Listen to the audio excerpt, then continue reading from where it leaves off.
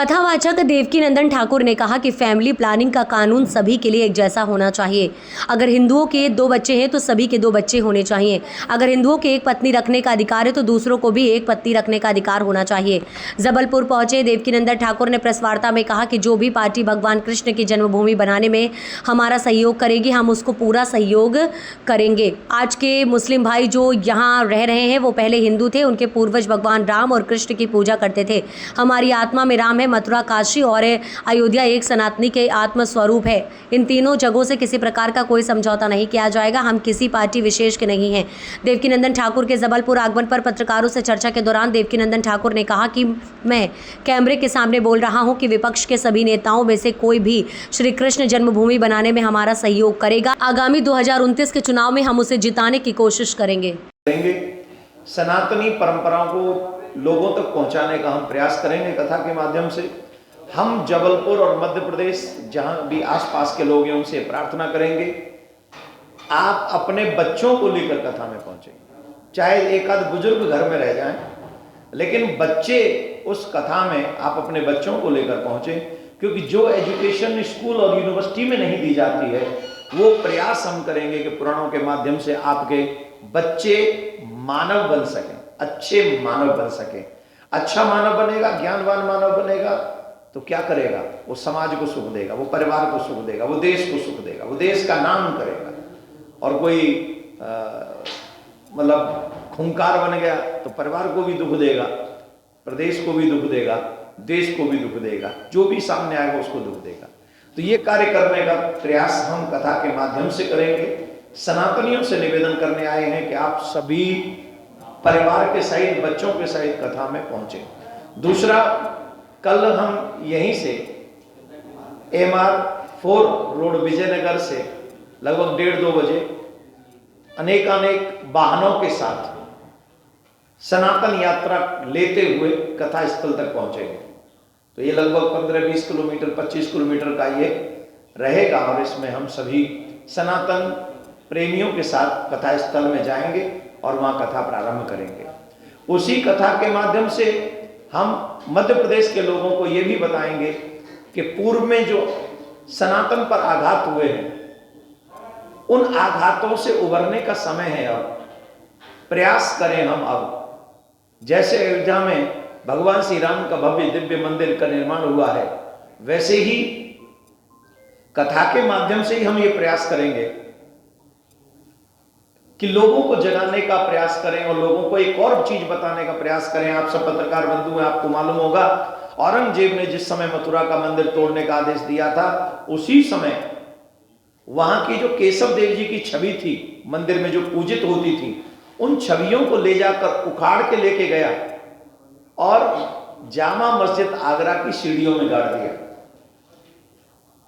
99% हिंदुओं को पता ही नहीं है कि जिन भगवान की हम कथा सुनते हैं, जिन भगवान की हम पूजा करते हैं, जिन भगवान का हम आदर करते हैं, उन भगवान की छवि के ऊपर पैर रखकर आज भी लोग नमाज अदा करने जाते हैं आगरा में, कहीं और नहीं, आगरा में। हमारा कोई दोष नहीं है, लेकिन संविधान ये राइट देता है कि मेरे ईश्वर का कोई अपमान न करे।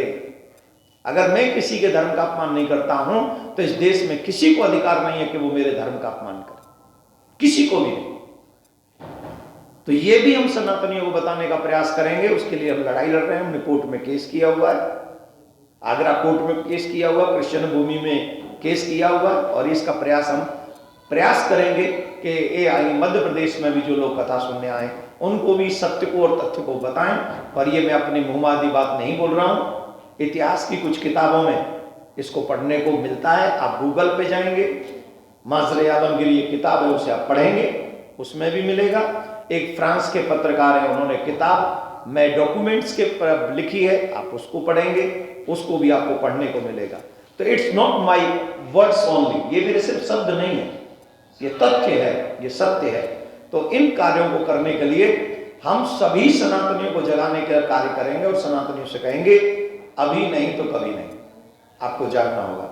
अपने बच्चों को बचाने के लिए, अपनी परंपराओं को बचाने के लिए, आने वाली पीढ़ी को बचाने के लिए हमारी सबकी रिस्पॉन्सिबिलिटी है कि सनातन के साथ खड़े हो जाएं। चाहे आप जो भी हैं, आप चाहे जिस पद पे हैं, आप चाहे जहां तक पहुंचे, लेकिन आपको नहीं भूलना चाहिए कि सबसे पहले आप सनातनी हो। और अगर आप सनातनी हो तो जहां से जितना सहयोग कर सकते हो सनातन को बचाने का सहयोग करें।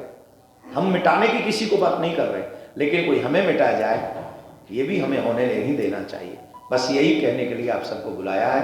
मैं आपका आभारी हूं कि आप थोड़े से ही नोटिस पे, बहुत कम समय के नोटिस पे आप यहाँ पर पहुंचे। अगर आप प्रश्न भी करना चाहेंगे कि करके तो प्रश्न भी कर सकते हैं। जिन लोगों ने आक्रमण किया था वो हमारे परवानीजन नहीं थे, वो बाहरी आक्रांता थे, चोर थे, लुटेरे थे। और आज के जो मुस्लिम हैं वो हमारे यहाँ हिंदू भाई के पहले कन्वर्ट हुए हैं। उनके पूर्वजों ने रामकृष्ण की पूजा की है। वो लड़ना नहीं चाहिए, बल्कि उनको न्याय करना चाहिए, कहना चाहिए हम रामकृष्ण के लिए यह समझौता अपने भाइयों के लिए करते हैं। यह है बात। और जो पार्टी कृष्ण भूमि बनाने में हमारा सहयोग करेगी हम उसका साथ देंगे। अभी महाराज जी आपने कोई प्रपोजल किया सरकार को कि मथुरा में बनना चाहिए, कब तक की प्लानिंग? देखिए अभी तो चुनाव चल रहा है, अभी तो वो कुछ बोलेंगे नहीं इस विषय पे। हमने 5 बातें रखी थी वो सब सनातन संसद में, जिसमें से एक बात उन्होंने तुरंत स्वीकार करी। एक और बात की वेब सीरीज वाली, ठीक नहीं? वेब सीरीज, ये वेब सीरीज हमारे समाज का हित कर रही है, अनित कर रही है, कैसी कैसी बुरी चीजें आ रही है। तो 67 प्लेटफॉर्म्स सरकार ने बंद किए अभी कुछ समय पूर्व, और आप सब पत्रकार बंधु जानते हैं। तो उन्होंने इसको स्वीकार किया, इसके लिए धन्यवाद के पात्र हैं। हमने ये भी कहा कि मंदिर जो सनातनी मंदिर है, आप देखेंगे कि कोई मंदिर, कोई पूजा स्थली सरकार किसी अन्य के अंडर में नहीं हो, किसी के अंडर नहीं। सरकार के कोई पूजा स्थली, अन्य धर्म की पूजा स्थली सरकार के अंडर नहीं है, लेकिन हिंदुओं के टेम्पल ही सरकार के अंडर है। तो हमने कहा कि उन सरकारी मंदिरों के पैसों से गुरुकुलम बनने चाहिए। हर एक जिले में 5-5 गुरुकुलम बने, जिससे हमारे बच्चों को संस्कार मिल सके, सभ्यता मिल सके। मॉडर्न गुरुकुलम बने ना, जिसमें वो हमारे बच्चे आज के सारी एजुकेशन को भी प्राप्त करें, और फिर अपने जो भारतीय परंपरा है, जो सभ्यता है, संस्कार है, मातृवत प्रदारेषु परद्रव्येषु लोष्टवत आंपत सर्वभूतेषु यपत से सपंडितः। कहाँ ये संस्कार? पराई माता बहन को अपनी माता बहन समझो, आजकल क्या समझते हैं? पराई धन को मिट्टी समझो, आजकल क्या समझते हैं? ये ज्ञान है हमारा कि पराई धन, सोना भी पड़ा हो तो हाथ में लगाओ, अब चवन्नी भी पड़ी हो तो जेब में धर के चल देते, गुटखा काम खाएंगे। ये चरित्र रह गया हमारा। चरित्र का हनन होते ही व्यक्ति का हनन पतन हो जाता है। तो ये सारे ज्ञान हमारे बच्चों को मिलने चाहिए। तो इसके लिए सरकार ने, जो सरकार हमारे मंदिर अपने कब्जे में कर रखे हैं, या तो सबको कब्जे में करे पूजा स्थलियों को, या फिर हमें आजाद करे। और हाँ, एक और बात आप सबके माध्यम से कहना चाहते हैं, जो अधिकार वक्फ बोर्ड को दे रखे हैं वैसा ही सनातन बोर्ड तैयार हो, और सनातन को भी वही राइट्स मिलने चाहिए जो वक्फ बोर्ड को मिले हैं। एक देश एक कानून। हम ये नहीं कहते वक्फ बोर्ड मिटा दो, हम तो कहते बनाए रखो और 2 नंबर एक्स्ट्रा बढ़ा दो, लेकिन हमें भी सनातन बोर्ड बना के दो, और हमें भी उतनी जमीन दो, हमें भी उतने अधिकार दो, जिससे हमारे बच्चे आने वाले समय हम सब इक्वल तरीके से रह सकें। धन्यवाद।